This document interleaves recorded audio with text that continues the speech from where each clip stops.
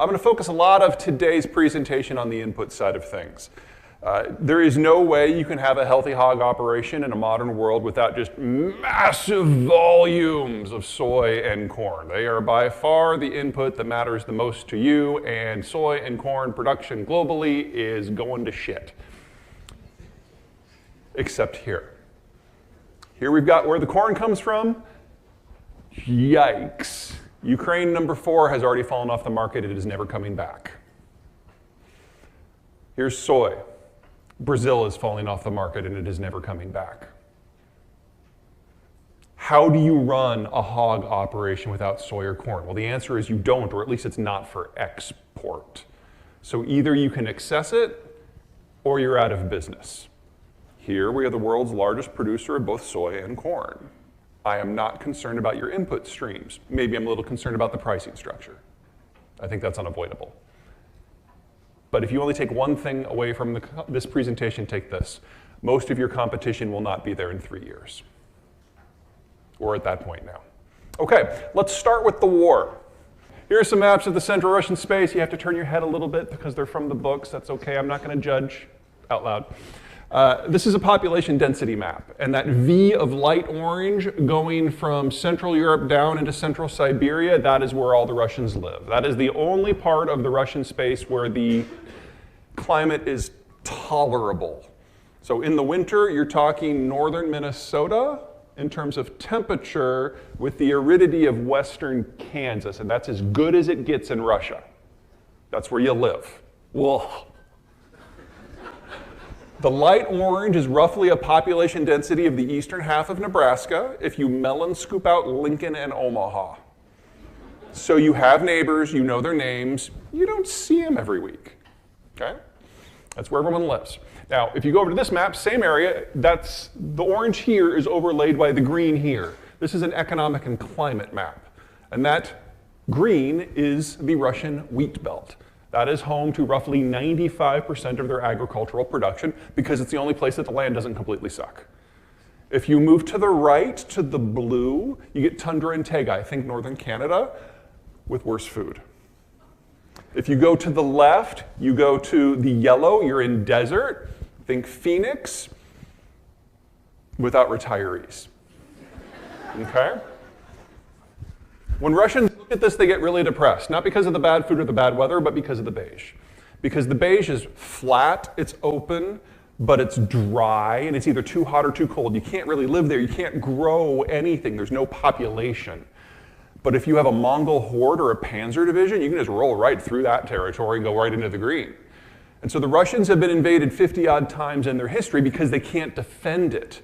Their population density is low. They can't do a mobile defense because they can't afford it. They can't even build the roads. Russia still doesn't have a road network. They've got a rail network. Now, the Russian goal since the time of Catherine the Great has been to expand beyond the green and through the beige until they get to these red arcs.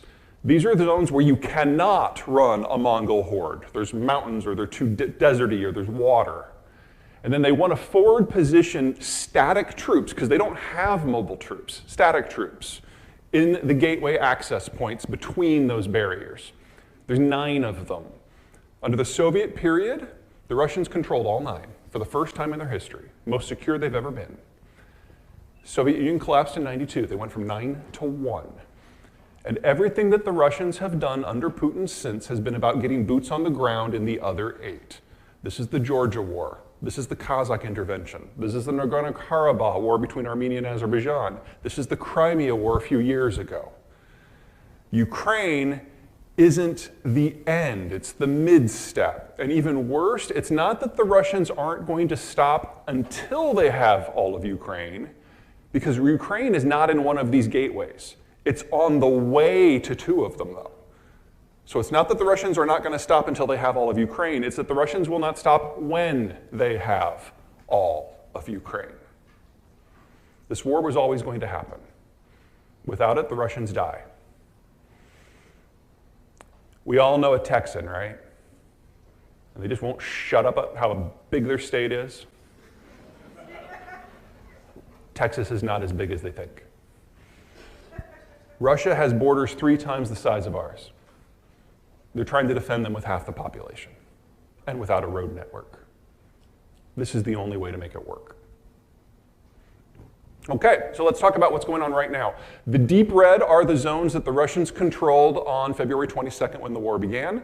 The pink are the areas that they have grabbed since.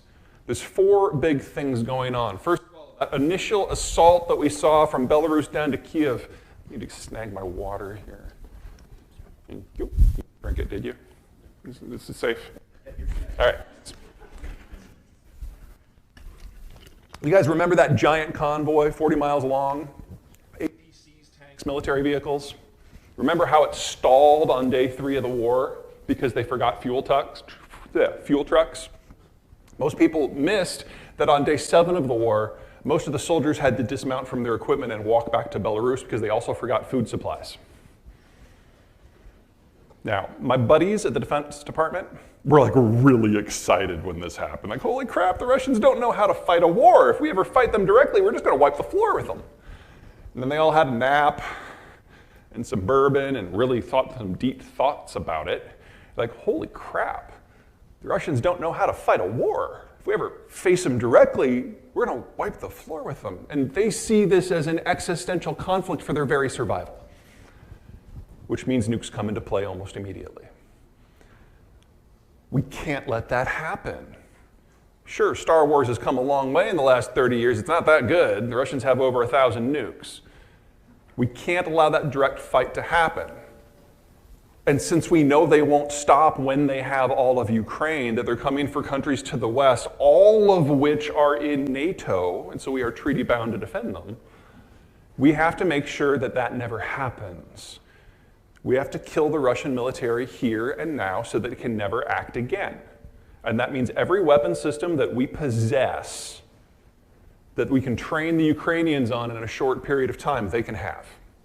So no jets, no F-35s, no battleships, no advanced systems, because that would just take too long. Anything else is game. There's a problem, though. Those systems exist in limited volume because we, for the most part, don't use them ourselves. We don't use Stingers because we have a freaking Air Force. Use Stingers when you don't have an Air Force. We don't use Javelins because we have tank divisions. At current rates, we're going to run out of stuff to give them within the year. We don't even make Stingers anymore. The last government order for that was 11 years ago. We're rebuilding the supply chains as quickly as we can. But just replacing the Javelins that we've already given them would take 3.5 years. There's a time issue. Okay, now obviously that assault failed. The second big push started from the occupied territories and converged on the city of Mariupol on the Sea of Azov. Now obviously this is important from the point of view that it's a land bridge, but most people don't understand just how critical that is for the Russians. The Russians don't fight via truck. They're not a mobile warfare military. They fight by train. And that makes this the most strategic asset in the conflict to date. This is the Kerch Strait Bridge. They built it after the Crimea War back in 2014, I think, yeah, 14. It's a rail bridge that connects Crimea directly to mainland Russia. I think we've run out of, oh, there we go. I'll just move over there if I have to. The Russians fight by train, and this is the supply point for the 2 million Russians who live in occupied Crimea. Crimea is not Missouri. It imports all of its food. It's arid. It imports all of its food from the Russian mainland.